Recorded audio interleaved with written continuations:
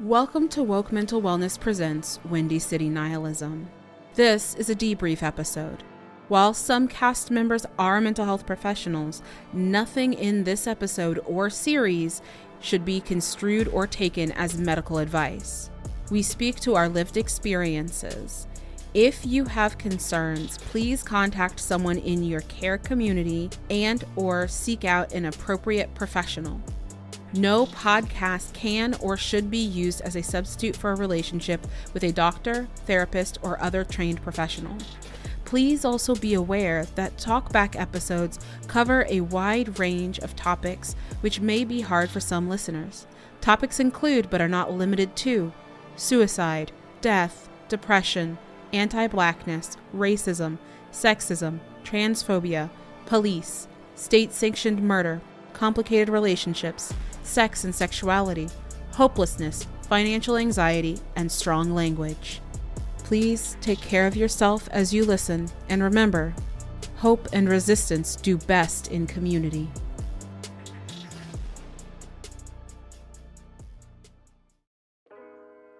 Hi, everybody. Welcome to our talkback for these previous episodes of Windy City Nihilism.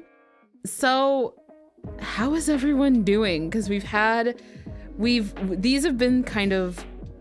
episodes were like the fallout, right? Mm-hmm. From the seal, and then we saw some really big stuff go down with specifically Romero and Janessa. So how's everyone doing? I loved everything that happened. I am singing Dreamgirls in my head. That's how I am right now.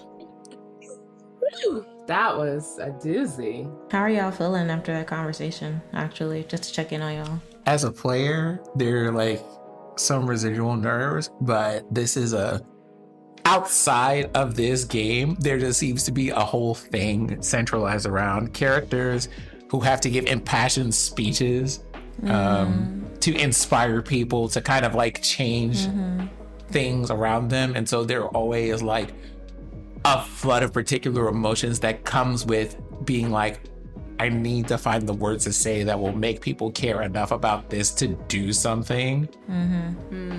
Especially when we're talking about subjects that like we really care about. Like when I say that I had 2 Google tabs open with homelessness statistics for the Chicago area to actually use data for the scene that we were talking about. Those numbers came from 2021, by the way, if you wanted to know. And it's just kind of like, for whatever reason, the whole having to confront authority figures just like sends me to places. And then I'm just like, okay, I can take a deep breath. This is a simulated experience. It is not real. And so it's intense, but feeling good about it. I don't know. I feel really, I think it's fun to be able to inhabit a place where you make the decision to care about someone, no matter how prickly they try to be, right? Y'all know I foster cats for the Humane Society, and like you really just have to love them into submission, like the feral ones, the ones that are scared, right? The ones that need help but don't know how to accept it. And so being really firm, right? But also like, and no, I'm still like, I take your point. I get it. I understand why you see things the way that you do. And I'm going to hug you anyway, right? I'm going to take care of you. I'm going to feed you. I'm going to nurture you anyway. And I'm not going to take it personally that you're trying to push me away. And I think sometimes when we're dealing with people who are in our lives, who are also locked in that place of survival mode and don't know how to let people take care of them, either because they've never had anyone to take care of them or because they were let down by someone who they trusted to take care of them, it can be really hard to not throw up your hands and be like, you know, why are you being so difficult? And just being able to like stick with a person through them and those prickly parts. Yeah. And so I think for Janessa in that moment, it's like, yeah, you know, like I get why you're saying the things that you're saying and they make sense, but I also that doesn't lead me to the conclusion that it's leading you to. Yeah. And being able to not get discouraged by the cactus parts of people, especially when you know in the grand scheme of things that you do have to work together, right? That you do have to rely on each other. And I think that's something we've talked about a couple times in the talkbacks. Is like, you don't have to like everybody. You don't even gotta agree you don't with have to be them on besties. certain shit, but we can agree that you still deserve like basic fucking human rights and decency. Absolutely. Exactly. Yeah. And it's like every person is not going to be the best version of themselves in this at all times when you're doing this work, right? Sometimes people are going to be crotchety and they're gonna be irritable and they're gonna be pissed off and they're gonna not have no patience, but you still have to be able to look past all of that and remember why you're there in the first place. And that's a hard fucking thing to do and to like remind yourself of too. It is. Yeah, it is. It is a really hard thing to do. And I think being able to trust that at the end of the day, like that person still wants the same thing that you want. Helps. Yeah. Like Romero doesn't want the world to end as much as, you know, they makes the little sarcastic remarks about it. I don't want the world to end, right? And so whatever you think you're saying right now, right? I know that we both don't want the world to end ultimately. And so I can overlook you being mean and, you know, stubborn in this moment and just be like, yeah, all right, like cool, where are we going, you know? Be like, when we leave, I'm gonna let you get that out your system, but man, I just want you to know. But okay. I'll put an air tag on you when you're not looking. But I think that part of that is also that Janessa understands part of where Romero's coming from, and I think that's important, right? It's a different thing when you don't. Like, you know, we understand that there is a thing that Romero's saying because, like, the real thing is he doesn't want to see anybody else get hurt, and you know that. And it would be different if that weren't the case, but it is. So there's that. There's also thinking about something that Janessa said that has me thinking about how we even talk about this. Is Janessa being like, this is you being angry? And me having to be like...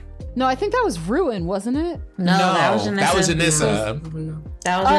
Okay. I was gagged though. Me, Blue was gagged. Because like, this is you being angry, and it's things like Janessa does not know that like Romero was dealing with all of this internal stuff to the point that it was like messing with their ability to just perceive things through their normal senses, because they're trying to filter all of this like anxiety and rage and stuff to being like, I need to form a coherent sentence so that you can understand why I am feeling the way that I do. Yeah.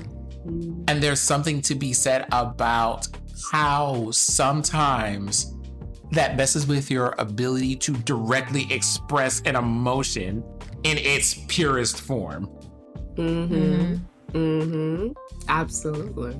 There is a parallel between Anna and Romero and the calmness and the stoicism and the fact that it is masking a storm internally, right? Especially that particular scene, right? Like, what that really is you've got the past looking at, like, you've got the current looking at a possible future, and you've got the past looking at the future and seeing disgust, right? And seeing disappointment. Yeah, absolutely. Or especially in that case, and I'm glad that I appreciate that you let me do that, of just being like, the thing that Romero feels, because like, here's the thing, you being like, and as a whole Black character made that even more like important as a thing, I feel, of being like, I'm looking at you and you don't even like the emotion that you see is heartbreak. The whole, it didn't have to be like this. Outside, like over everything else was just, thank you for letting me have that. Oh yeah. No, that was brilliant. Like I'll be honest. I had a lot as a storyteller, like facilitating. Like I had so much fun facilitating these couple of episodes because I feel like y'all are really hitting your stride with your characters, and it allows me to sit back and co-build with you. So instead of like me just dictating everything, it's like, nah, you tell me. What does this look like? What does this do? What's this world look like as you help build it? And that's what I love about TTRPGs and collaborative storytelling, because it's literally building a world together, which is the whole thing that we are wanting to do as we search for ways to get ourselves out of the fuckery we are in as a society now. And so that was really good.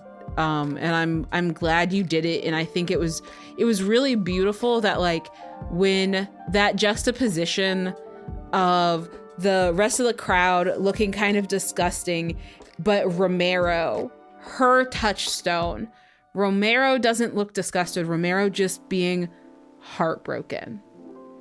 That was good. And very real. I don't know where it'll take her, but I think that there's something that moment finally like may have like rescued her from in the future. And I like that also brings me like a bit of comfort. Which is, something that you talked about earlier, right? Is the idea of generative conflict. I think that's a really good example of being like, how do I feel? Like there were a couple of things I thought about going into that moment. So we have like the whole thing of like, this is a conflict that led Anna to be like, I need to check myself here because like the values are not lining up in the way that they should be. And now that has caused me to see somebody that I care about look at me with heartbreak in their eyes. What am I doing? Right? There's that. I think there's also something to be said that Emrys was saying earlier about looking at a person and being like, there's still like a human that I care for in here. We might have to look a little bit harder to find you, but you have to be in there. Hopefully. So at least we can rule out that Anna's a demon at least. Oh, can we gotta talk about that. We have to talk about the desire to try to see like the alluringness of seeing all these folks that are hard to deal with for you all, or not the best. Now that demons exist and there's this whole thing, seeing everyone as a demon and being like, wait, are they a demon? Can we just kill them? Like, wait, are they a demon? Like, because that is also a very important thing to touch on, of like, you gotta be careful of forgetting the nuance of the world, and that people are imperfect and can do things you don't approve of and be nasty without being demons. Because I can say, y'all were so ready, and it came up with Ola too, and Janessa. No, Janessa like literally said, please let this be true, Yeah, please let him be a demon. Because if he's a demon, then I can just ignore him until all of this is over, and I don't have to talk about my problems. It's easier that way. Like, let's talk about that like a couple of episodes previous, right? Where we're just like, I saw a demon, and what was my first response? To try to fight it and punch it, not like to try to talk to this or be like, hey, there are things to unpack. I think there's like a part of this. There's like larger commentary about games in general to be made here, but we're not going to do that one today. What I am going to say is that there are some times where if you can make something or someone a situation where the solution is, if I do a violence, that will fix it, right? It makes it easier to deal with. And I guess in some ways that could just be as much a shutdown reaction as much as anything else, because like I don't want to or have the capacity to deal with this. Yeah.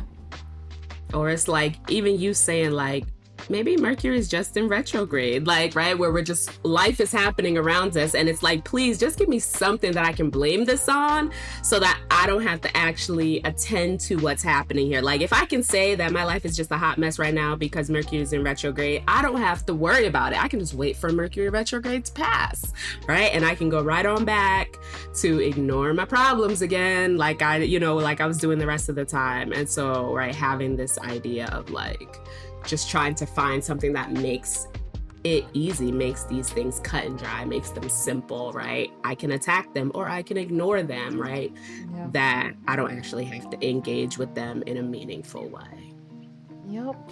But respectfully, old boy don't seem like he's changed. So was I wrong though? No, I wasn't. I wasn't wrong, because what did he do? Give he's changed, no. It's not giving he's changed, like immediately. It's the way that Romero wanted to just place a hand on Janessa's shoulder and be like, to you, maybe. Like, oh boy has not changed. It's not giving he's changed. I'm sorry, Mr. I pre-wrote my phone number on this card before I even showed up here. I don't know. It was the inviting Jen to dinner. I mean, for me, because what the fuck are you on? Why would you think I want to go to? I'm coming at you with all this smoke and you going to invite me to dinner? What are you smoking? Like, right. I was so and it's honestly giving you don't even take me seriously. Exactly, very much that. Let me ask a question, since we're talking about like the concept of conflict here. This is a question specifically for Blue. How does it feel to be a close eyewitness to the conflict and knowing like, you know, like, you're a third party to this, but like you're also very involved. So it's not something that you can just like look away from. You know what I mean? Mm-hmm. What does it feel like to watch like that whole conflict unfold without trying to prevent it from happening? I mean, for Ruin, I think as they were like watching the back and forth between Romero and Janessa, I think for them, it's a matter of like, this needs to happen and Romero needs to hear it. And Romero probably wouldn't take it seriously if it was for me because of my whole demon, you know what I mean? So it's, you know, something God, somebody is fucking saying it. And it's also, you know, another side where it's like, I literally feed off this shit. Like quite literally. I feed off this shit. And so this isn't so bad to me. Like seeing this kind of turmoil, and it's also too, it's like they're connected, like you said, because like it affects like their world, but they are also like a third party in this. But it's also them kind of disconnecting from it because Alexis is not directly being involved in being hurt either. Like the person out of all this, they actually do have like a true bond with, right? I think they're coming to like form a sort of like bond in their own way with Romero and Janessa through this like common goal. But I think, you know, Alexis and Ruin have spent a long time like together and have like a mutual understanding. So it's also too kind of like, well, my human hasn't been hurt, so you know what I mean? I'm definitely still trying to protect you guys, and I want to, and I'm there to do that, but Alexis needs to stay the fuck out the way so they don't get hurt. And so yeah, I think it's a lot of, this is something that needs to happen, not just for the sake of, you know, Romero's betterment or like, you know, even outside of the whole like world ending shtick, I think it should be said, but also mainly the world ending shtick is pretty fucking important to me. So I think that's where they're landing right now. And it's hard because I feel like a demon's nature, like Felix said, is to not give a single solitary fuck about, you know, like the this like single human right now. And so I'm trying to like balance that as a player and like just as me, Blue, like I want these characters to like connect, you know what I mean? So I'm trying to like balance that in a way that is authentic, like to the character though, and it's not just me being like, look, I want y'all to be friends. So be friends. But yeah, I think it's important to note here, right, is that the illusion of not caring is one thing, right? But like Felix and Ruin can say all they want, but at the end of the day, like, they're here and they're doing these things because they know about it and they do care. Now, you may have critiques about why they care. You may have critiques about how they care. But at the end of the day, what we know is that, hey, you're little guys too. And you may not normally care about this thing, but not caring is gonna bite you in the ass. Yeah. And it's gonna bite you in the ass. So you can either not care until it does hit you, whether that means that Alexis is getting hurt, whether that means that Felix's food sources dry up, whatever, or you can care and do something, right? What's wild about this is that demons literally grasp this concept, but not white people. Oh, shall we talk about it? Demons have mastered this concept. And so, like, again, right, like, we're playing a game, we're having fun, we're doing all these things, but this shit's not, it's still very much rooted in what we're doing. Like, yes, this is a heavy kind of dark game about the world potentially ending and having to face your traumas, but the things we're playing with are very real, and that may also mean that this series is really hard or even impossible for some folks to listen to, which is fine. But it is worth noting that, like, yeah, the demons in this game, the ones that are PCs or DMPCs, they're imperfect, they're gonna fuck up, but they're gonna also get it, and they're gonna understand solidarity. Because one, it's vital to the story, but two, because that's the world we all live in. Like, right, you can pretend not, but especially as a group of Black queer folks, two of us working in mental health, it's not optional. It's really not optional. For you, I guess my final question would be for the storyteller. What was it like for you to facilitate things like this? Because, you also work in mental health, so I imagine that you have to do this kind of stuff a lot, like IRL. So what is that like for you in a game? Honestly, catharsis. Like, this for me is so good. It's such a release. And so even if I have a headache or a migraine because the weather is weathering on the day we are recording and stuff, like, this is still really good. And I'm glad we tend to we tend to record on Sundays, and so it's before work comes back around. And for me, it's that thing of people are like, wow, you switched that on really fast. Do we need to talk? Are you okay? Because I know in our chat, Blue was like, hot damn, you ate that scene, because I hate this man, whenever I was playing the board member. And it's like, this is nice. I get to talk through experiences. I get to play through commentary and see it actually get addressed, right? Like, that scene is an amalgamation of so many different experiences of myself and other people. when it comes to layoffs, when it comes to restructurings, when it comes to nonprofits closing or lying about their ability to pay you or any of these things. And for me, as a storyteller who is also a mental health professional and a consultant and wears so many different hats, it's honestly really nice to play things in a game where you're not alone and other folks get to also react and respond. It's like, for me, it's like venting on steroids, right? When the group chat is popping off and people are like, oh my God, I hate this guy. This is terrible. This person's horrible. When in character, you're like, I look at this bitch heartbroken. Like, who even are you? That's affirming. That's an affirming corrective experience, because so often my experience is people saying nothing, or one person saying something and then they're getting targeted, or hearing about it being that way, right? My lived experience is pet to threat. Yep.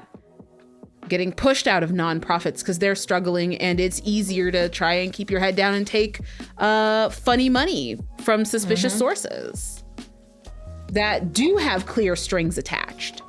I was so pissed during that scene because, like, I have been there in that fucking room, like, as a nonprofit worker, hearing bullshit spew out of fucking white men mouths with salaries that they don't fucking need. That shit was having me so hot. And so when Romero like got up and said something, I also felt like relief, and that was just very cathartic for me. So thank you, Sin, for that, because that is everything I like in that moment. If I was experiencing that, I would have like wanted to say, but like out here though, after having actually experienced that multiple times, I am either not saying shit or I'm the only one screaming into like a fucking void. So yeah, that was cathartic as fuck to see. Also, I know that it could have gone that way. So I will thank you for the small gift of knowing how this stuff goes IRL, that you chose to have Anna be like, I could have dealt with, and this is why I took that direction in part. I feel like most people, when they deal with someone sneering at them, being angry at them or whatever, they kind of dig their heels in a little bit and just be like, it's a necessary sacrifice, and at some point I'll feel better about it. But to see like heartbreak from people that you care about and that you know care about you kind of hits different. And I know that you could have gone the route of having Anna be like, you know, this is a corporate situation now, it's above me, and having them instead choose to walk away with that last shred of like, even if it's just like for themselves at that point, right? Having them walk away with that shred of dignity and be like, I can't keep doing this. There's a version of this game where Romero reacted with the same anger and vitriol as his coworkers, and if they had had that look on their face, there's a version of this where Anna doubles down. There's a version of this where Anna does become that person, where Anna does say, no, this is for the best. This is what we're doing. You all just don't understand yet. There is absolutely a version. There's a universe where that's what happened. But I'm part of the reason this series has ballooned into so many episodes is because I'm very sandboxy in the way that I build games and modules. And like, I think, and so like, it's a little choose your own adventure-y, wherein, yeah, there's some story beats that we're going to hit, but how we hit them and where they go from there really is heavily designed and impacted based on how y'all handle it in character. I think that comes through very well too. Like, I see the effect of the choices we make, and I see how they hold weight like in this world, and I love that. I also appreciate the fact that you've given the NPCs enough character that we're over here panicking because, you know, demons are running around, and this girl was just like, child, I was on a date. I was doing what needed to be done, okay? I'm sorry. You can go ahead and get to me tomorrow. I love Joanne. Oh my goodness. Being out here like, listen, okay, Ola was not the reason I had a little bit of pep in my step this morning, okay? This is just a bonus, all right? Yo. Also the fact that Joanne was just like, rob him. Like, you're not gonna take any more money from this man, but the money you already deposited? Rob him, girl, what you mean? Like, I know he got the resources to come up off them baby wipes. We can go ahead and let him do that.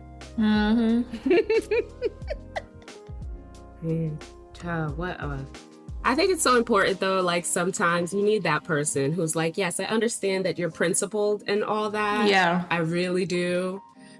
Right. And we can still be principled. But can we keep this? No, it's just like, we're principled, but Target just, like, this actually happened to me. We're principled over here, but Target did let you know that you happen to have $28 in store credit that expires in 24 hours. So, I mean, you don't got to let them have $28 free. You can go ahead and get $28 worth of stuff and then never set foot in that store again. But don't let them have your money for free. You already got the store credit, baby. Go spend it. Yeah. True. Very much that. And she's so fucking right. And with Joanne, I think the thing too was Joanne also clearly put thought into this. Joanne read the shit and was like, we're not required to do anything. In fact, we are disincentivized from telling anybody anything beyond like proper reporting. So, yeah, I signed that paper.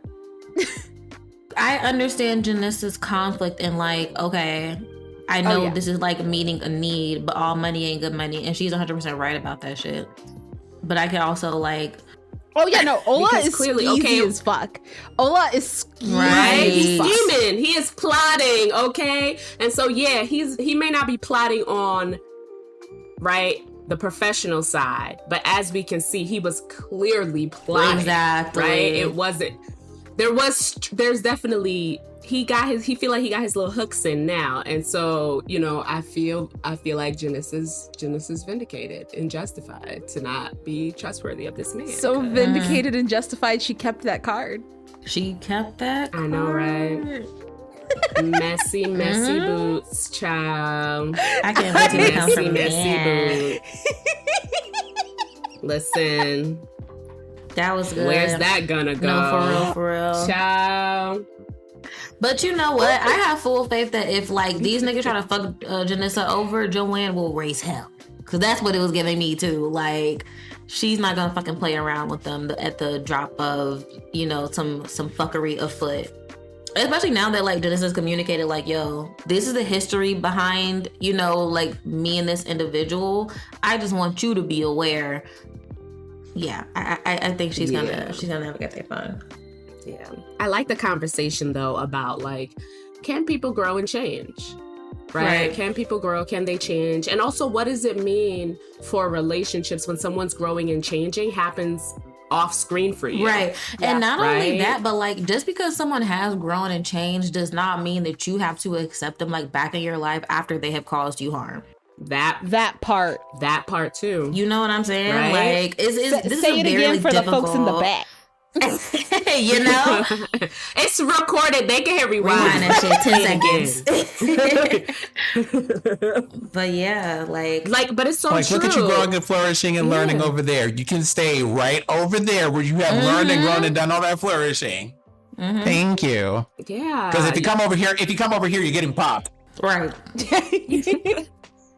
Truly, right? Like, people can grow and they can change, and maybe there is something to be said for not being so rigid that you don't give people the opportunity to demonstrate to you that they have grown and changed, right? And also, if someone's growing and changing has happened effectively off screen for you, there does need to be that period of them demonstrating the growth and the change that has happened out where you could not see it, right? And I think when we're talking about being in community and like, you know, not throwing people away and not treating people as though they're disposable.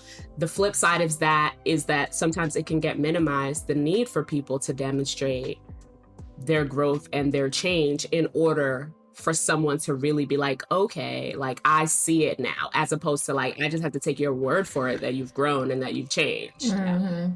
There's and I want to say something explicitly here in full light of day, because there's a temptation for people to be like, to defend Ola, and I know there's going to be someone who defends Ola, and I need y'all to sit down and think for a moment, because Ola, the thing with Ola, and for the people who are like, why the fuck would anyone defend him? What do you mean exactly? Because Ola does something that is a massive red flag. And so I'm going to have everybody sit down in a circle with me for a second. I'm going to walk you through a red flag that you can also pay attention to in your life, because it's a red flag anywhere you see it.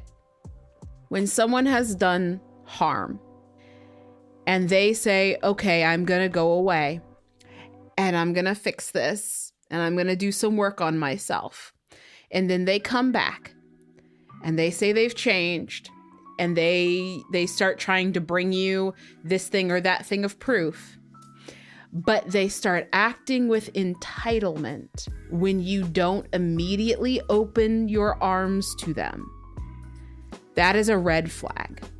When you all hear me playing Ola, I need you all to clock the level of entitlement in the way that he interacts with Janessa. And I think there's a lack of accountability there too. Actually, can we talk about the previous episode if we're going to do that? Yeah. Yeah. I'm like, this is just going to be real quick. Do we, just for those who are just like, but where's the example? What are you talking about? Let us like not even go back one. And I do mean one whole episode where Janissa very rightly goes, listen, I don't know what you're doing here and I don't know why, but I need you to back off. And all he just goes is, well, I'm sorry, you know, like, okay, queen of the ungrateful or whatever, for me, they're trying to do a simple good thing to try to help you because I know that you're in a certain situation. That behavior is what we're talking about that you need to clock. And I mean to the nanosecond when people do those things. You can't come to me being like, oh, I want to repair this harm I've done, but you come with that type of energy. You got to get the fuck out of here with that. Like, if someone is coming over to you and asking for forgiveness, it should also come with the understanding about why they need it and understanding that that is a gift from you to them, not something that they are owed for doing one good thing. And that's especially true when people try to make large gestures to get it. Yeah. He's love bombing.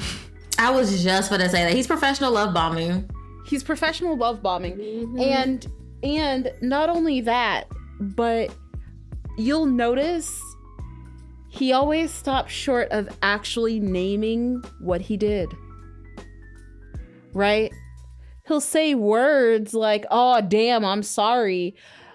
And it's always followed with a but.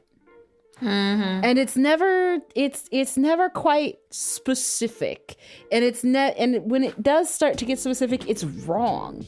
Like, it's on point. Oh, I'm sorry for trying to help. Right? Like, no. But then and that's the other thing, right? Is these are small ways that people test waters, right? Janessa was like, I need you to back up and give me some time. And he's like, okay, I will. And then he shows up at the end of the day, the same day, and is like, so how'd it go? Right? He came back for an I told you so. That's not what you do when you're trying to repair harm. He came back with an I told you so and then trying to take her to dinner. That's not an apology. Especially when someone has told you they need space. So with that, we're gonna leave you on that little nugget to chew on and to integrate into your own lives. Because yes, people can change, but if they are coming at you with entitlement to your forgiveness and access to your life, that's not the same. So with that, let's go ahead and do outros. Let's start with Romero. Hi, I have been your resident they, he, known as Romero Marcus, played by Sinziek of the he and they variety. You can find me on the internet by that name in most places, but primarily Blue Sky and Twitch. Emrys. Hi, I am Emrys. I play the wonderful Janessa Wallace. You can find me on Blue Sky at The Dragon Emrys, or on Tumblr. Nice. Blue. Hello, my name is Blue. My pronouns are they, them. You can find me in the internet streets as King V_, and that's King with a Y. And anywhere Breitbart. Very awesome. And hi everybody! I'm Cassie, aka Lamia. None of my socials are fucking the same. So you can find me at Woke Mental Wellness on YouTube, and of course for this podcast, wherever you find podcasts. You can find me at Intersections CCH on Blue Sky, Intersections LLC on Insta, and Mental Lamia on Twitch. Thank y'all for listening to our podcast. Don't forget to rate the podcast if wherever you're listening to it has ratings. And please remember, it's fucking hard out here. The world is a mess. Please remember to take care of yourself. Take care of the people you care about. Take care of your community, even if you don't know everybody. Because we are in this shit together, by and large, and we need each other. And we've done this hyper-individualism thing for a really long time, and maybe it's time to try something a little bit different. Take care, and we'll see you next time. Bye.